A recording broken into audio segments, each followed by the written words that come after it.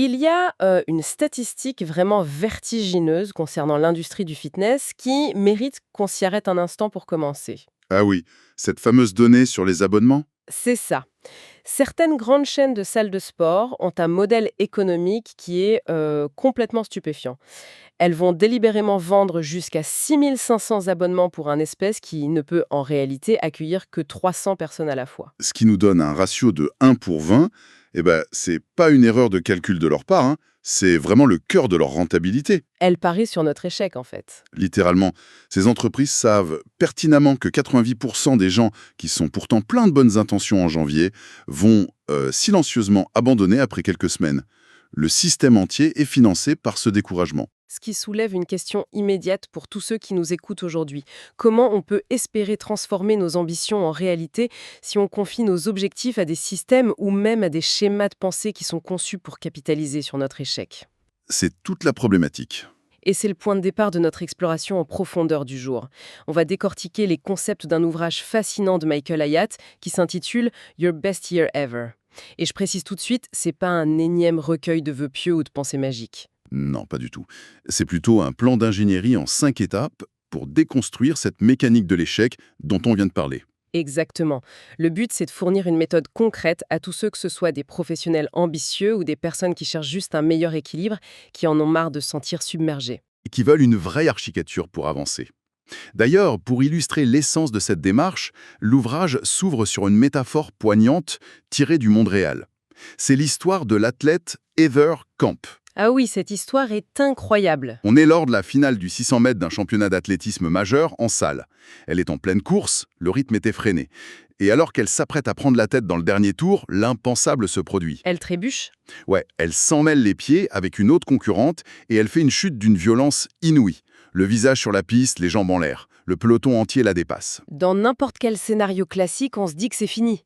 Les commentateurs la donnent perdante, le public retient son souffle. C'est vraiment ce moment précis, quand elle est au sol, qui est crucial. C'est ça. Elle a cette fraction de seconde où son cerveau pourrait tout à fait rationnellement accepter l'échec. Sauf qu'elle se relève d'un bond. Et elle entame un sprint complètement surréaliste. Elle rattrape son retard mètre par mètre, dépasse toutes les autres et elle franchit la ligne d'arrivée en première position. C'est une illustration parfaite de notre relation avec les obstacles. Le problème, c'est jamais la chute en soi. Le problème, c'est le logiciel mental qui s'active pendant qu'on est au sol. C'est fascinant comme image. Et ça nous amène directement à la première grande étape du livre, la refonte de nos croyances. Parce qu'il est impossible d'appliquer de nouvelles stratégies de réussite sur un vieux système d'exploitation mentale. Le livre insiste lourdement là-dessus. Nos pensées agissent comme le moule de notre réalité. Si on est convaincu que le monde économique actuel rend tout projet impossible, notre cerveau va juste filtrer la réalité pour ne percevoir que les infos qui valident cette théorie. Le fameux biais de confirmation. Voilà, ce qu'on appelle communément les pensées limitantes. Mais ce qui est intéressant dans cette approche, c'est la manière dont ces pièges cognitifs sont catégorisés. Oui, il y a des typologies très claires. Par exemple, la pensée en noir et blanc. C'est ce réflexe de se dire que si on n'a pas mangé parfaitement sainement un mardi midi, Toute la semaine de régime est ruinée. c'est ça. Donc autant commander une énorme pizza le soir même. Et puis il y a un autre piège, la catastrophisation, qui est presque un sport olympique pour certains. Ah oui. Un simple email sans réponse d'un manager devient instantanément le signe d'un licenciement imminent. Ces mécanismes sont redoutables parce qu'ils se font passer pour de l'anticipation ou du réalisme, alors qu'en fait ce sont des freins invisibles. Et la méthode proposée, c'est pas juste de masquer ça avec de la pensée positive superficielle. Il s'agit de les identifier chirurgicalement et de les remplacer par ce que l'ouvrage appelle des vérités libératrices. Il y a une anecdote remarquable à ce sujet, celle de Don Miller. Oui, un ami de l'auteur. Après une série d'échecs sentimentaux assez cuisants, Don avait internalisé une croyance limitante super profonde. Il était persuadé d'être, par nature, un désastre absolu en amour. C'était carrément devenu son identité. Mais un ami commun, Bob Goff, a refusé d'accepter cette fatalité. Il a décidé d'intervenir avec une méthode qui est presque, on pourrait dire, une bienveillance agressive. C'est un bon terme. Semaine après semaine, Bob l'a appelé pour littéralement plaider le dossier inverse, comme un avocat. Il lui sortait pas les phrases toutes faites. Il apportait des preuves tangibles. Il lui rappelait des situations précises où Don avait fait preuve d'empathie, où il avait créé des liens authentiques, des amitiés solides.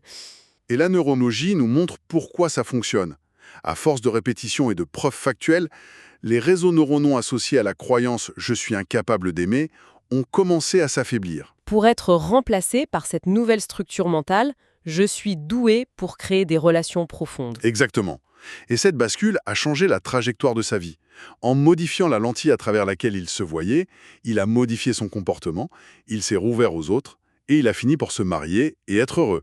C'est la preuve qu'on peut consciemment mettre à jour nos croyances. Une fois que ce travail de nettoyage mental est fait, la méthode nous pousse vers la deuxième étape qui est de régler ses comptes avec le passé. L'étape qu'on préfère tous sauter. Ah bah oui, on veut juste regarder vers l'avant. Mais traîner les valises non résolues des échecs précédents, ça garantit presque de répéter les mêmes erreurs. C'est là qu'intervient ce concept de la revue après action. Un outil fascinant qui vient de l'armée. Dans un contexte militaire, après chaque mission, que ce soit un succès total ou un échec tragique, il y a un débriefing hyper structuré. Le but, c'est d'éliminer l'ego et les émotions pour extraire de la donnée pure. Et ça s'articule autour de 4 questions très rigoureuses. C'est bien ça, hein? Oui. 1. Que voulions-nous qu'il se passe? 2. Que s'est-il réellement passé? 3. Quelles leçons objectives on peut en tirer? Et 4. Comment on doit ajuster notre comportement à l'avenir? C'est une super manière de désamorcer la charge émotionnelle. Au lieu de se dire « je suis nul », on se dit juste « la stratégie n'a pas produit le résultat escompté à cause de telle variable ». Et ça mène à une idée qui renverse complètement notre perspective émotionnelle, le principe d'opportunité. En général, on considère le regret comme une émotion toxique, un poids mort. Alors que l'analyse est beaucoup plus subtile. Le regret, c'est pas un fardeau, c'est un instrument de navigation extrêmement précis. C'est ça. Si on ressent un regret cuisant sur le temps passé loin de sa famille à cause du travail, par exemple, c'est pas une punition, c'est un panneau clignotant qui révèle nos véritables valeurs fondamentales. Le regret signale précisément où se trouve le plus grand potentiel d'amélioration. C'est la matière première pour concevoir de meilleurs objectifs pour la suite. Ce qui nous fait glisser naturellement vers la troisième étape, la conception de l'avenir. Et là, il faut qu'on aborde la fameuse méthode SMART. Spécifique, mesurable, atteignable, réaliste, temporel. C'est le standard en entreprise depuis toujours. Sauf que, soyons honnêtes, c'est profondément ennuyeux. C'est clair. Un objectif purement réaliste et atteignable, ça n'inspire personne à se lever à 5 heures du matin. C'est pour ça que le livre propose de passer à des objectifs SMARTER, avec un E et un R à la fin. L'acronyme est revisité pour intégrer la psychologie humaine. Le R habituel de réaliste est remplacé par risqué. Le E, c'est pour exaltant. Et le dernier R, c'est pertinent, dans le sens aligné avec la saison actuelle de notre vie. Cette idée d'objectif fescu est cruciale. Si on sait exactement comment atteindre un but dès le premier jour, c'est le signe indéniable que cet objectif manque d'ambition. Il faut viser cette fameuse zone d'inconfort, Cet espace mental où réside le doute et une légère appréhension. avec quand même une mise en garde contre la zone délirante. Décider de courir un marathon le mois prochain, quand on n'a jamais couru de sa vie, C'est pas de l'inconfort, c'est un billet direct pour les urgences. voilà, il faut trouver la tension juste. Et au sein de cette zone d'inconfort, il y a 2 typologies d'objectifs. Les objectifs d'accomplissement, qui sont des sprints avec une ligne d'arrivée claire, comme publier un livre, et les objectifs d'habitude, qui sont des marathons continus, comme lire 30 minutes tous les soirs. Et pour bien comprendre la puissance de cette zone d'inconfort, l'exemple de la pensée train à grande vitesse est super parlant. L'histoire du Shinkansen au Japon. Exactement. Dans les années 60, les dirigeants japonais voulaient optimiser le trajet entre Tokyo et Osaka. S'ils avaient demandé à leurs ingénieurs de réduire le temps de trajet de 10%, ces derniers seraient restés dans leur zone de confort.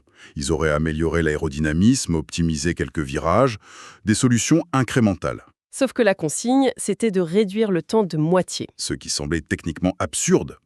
Mais face à un objectif perçu comme impossible, le cerveau abandonne les schémas traditionnels. Les ingénieurs ont dû jeter tous les manuels existants.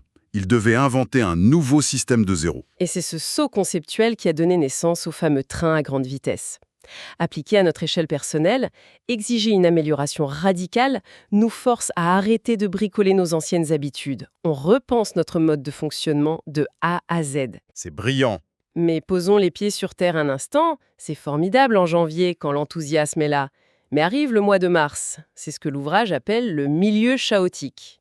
La nouveauté s'est dissipée, on ne voit pas encore la ligne d'arrivée et la fatigue s'installe. C'est là qu'intervient la 4e étape, trouver son pourquoi. la motivation intrinsèque. Et sur ce point, il y a un mythe tenace dans la culture populaire qu'il faut détruire. L'idée qu'il faut annoncer ses résolutions à tout le monde sur les réseaux sociaux pour se créer une pression. La psychologie comportementale est catégorique. C'est une erreur stratégique majeure. Des études montrent que quand on annonce publiquement un objectif grandiose, notre cerveau libère de la dopamine. On reçoit les félicitations de notre entourage. Le cerveau enregistre un sentiment d'accomplissement presque identique à celui qu'on ressentirait si on avait réellement fait le travail. Le résultat? La motivation s'effondre. Le besoin de reconnaissance a été assouvi sans avoir fourni le moindre effort. C'est un véritable piège neurochimique.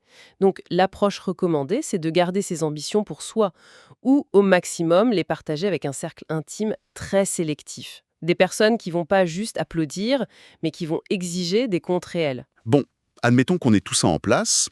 Nos croyances sont alignées, le passé est digéré, les objectifs sont smartaires, le pourquoi est protégé. Il manque l'étincelle finale, la 5e étape, l'action pure.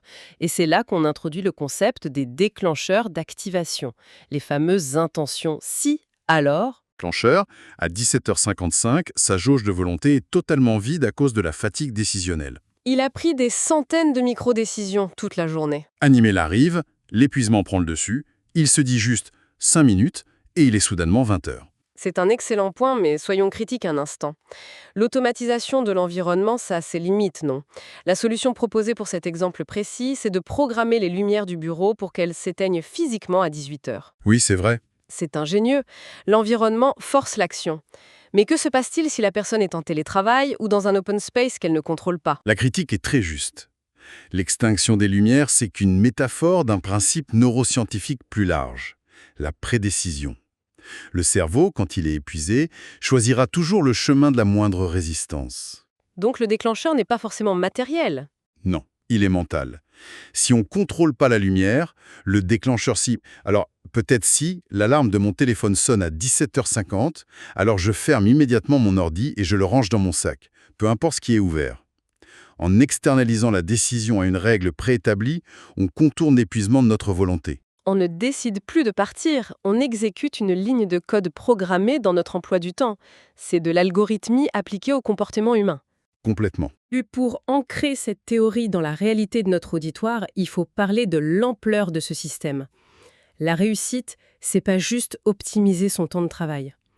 L'ouvrage cartographie la vie en 10 domaines profondément interdépendants. Le spirituel, l'intellectuel, l'émotionnel, le physique, le conjugal, le parental, le social, le professionnel, les loisirs et le financier.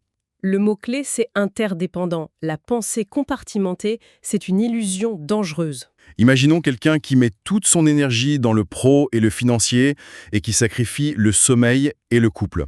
À court terme, les finances augmentent. Mais à moyen terme, la carence physique entraîne une chute de la concentration.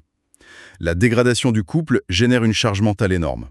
Finalement, les piliers s'effondrent et le domaine pro s'écroule avec le reste. Tout est lié.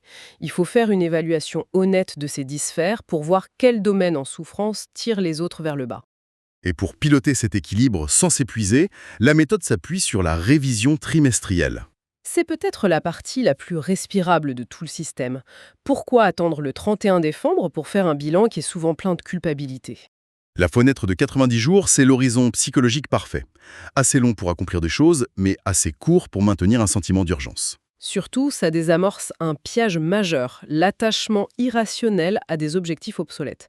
L'approche est super flexible. Lors de ce bilan, si un objectif de janvier ne correspond plus à la réalité d'avril, À cause d'un changement de poste ou autre. on a le droit et même le devoir de le réviser, de le repousser ou de le supprimer sans aucune culpabilité. C'est l'engagement envers la croissance globale qui compte, pas la fidélité à une liste écrite il y a des mois. C'est ce qui transforme cette approche en une architecture indulgente, plutôt qu'une méthode de productivité toxique. Pour synthétiser notre analyse, l'essence de cet ouvrage, c'est le refus de laisser notre évolution au hasard ou à la force de volonté, qui est défaillante. De la refonte de nos croyances à l'automatisation de nos journées, c'est un vrai manuel d'ingénierie personnelle. Bien sûr, notre échange ne remplace pas la richesse complète des concepts abordés. Les modèles de révision, les exercices pour formuler ces vérités libératrices, ça mérite vraiment de s'y plonger par soi-même. Absolument. D'ailleurs, il y a une dernière réflexion qui émerge de cette discussion sur les déclencheurs et l'automatisation. On parlait de la force des scénarios si alors pour bâtir des habitudes positives. Le paradoxe de notre époque, c'est que les ingénieurs des grandes plateformes utilisent déjà cette psychologie contre nous.